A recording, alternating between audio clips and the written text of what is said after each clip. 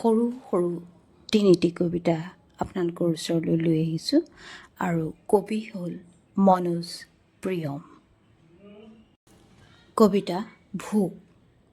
প্ৰখৰ ৰ'দত মৰা কুকুৰা এটি মুখত লৈ কুকুৰ এটা দৌৰিছে। কুকুৰটোৰ পিছে পিছে খেদি অৰ্ধনগ্ন শিশু এটাকেও লৰ ধৰিছে।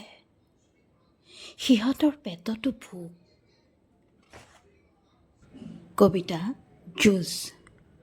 শুকান বালি তেজ ঢালি ঢালি গজালো সুন্দৰৰ সৰুজমুখী।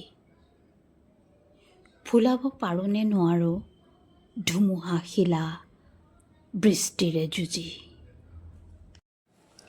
কবিতাৰ শিৰোনাম শীত। পথাৰবোৰ শুই আছে নিঃপালিতি নিমাও মাও ৰাতি। ভোকত দহি জাৰত কঁপি সাৰে থাকে গৰীবৰ জুপুৰি ফুটপাথৰ অঘৰী।